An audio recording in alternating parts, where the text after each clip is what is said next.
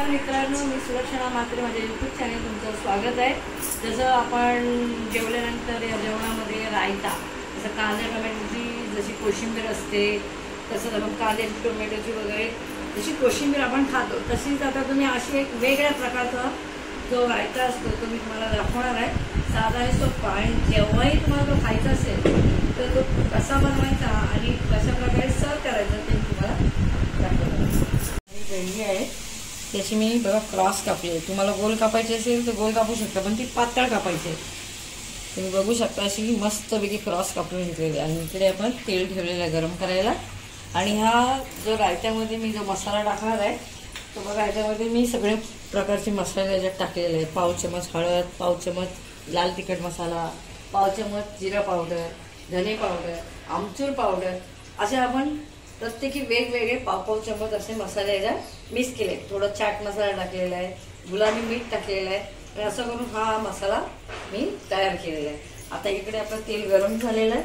त्या भेंडीला आपण मस्त त्याचं थोडं तळून घ्यायचं। भेंडी शक्यतो सगळ्या टाकायच्या नाही, कारण त्यांना तळायला मला जागा मिळाली पाहिजे। असं गरम तेलामध्ये भेंडी टाकून तळायची।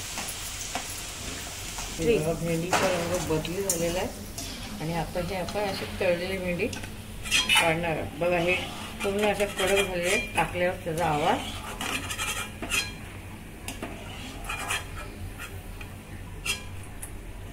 एकदम काळा कोळसा करायचा नाहीये।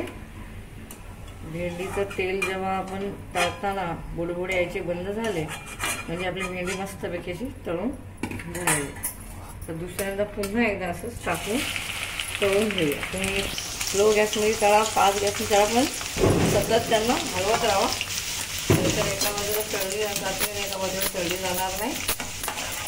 आणि ही जेव्हा आपण तळतो त्यानंतर ह्याच्यामध्ये थोडंसं मीठ टाकायचं, जेणेकरून त्याला ते त्याचा टेस्ट येण्यासाठी त्याला मीठ असं टाकून असं हलवून जायचं, म्हणजे त्याला हे मीठ लागून जातं। आपण मसाल्यामध्ये मीठ टाकलेलंच आहे याच्यात, तर तुम्ही यात पण हळदी चव येण्यासाठी भेंडीमध्ये मीठ टाकायचं आहे।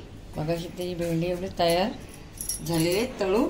आता इकडे तुम्ही बघा दही असं मस्तपैकी फेटून घेतलेलं आहे।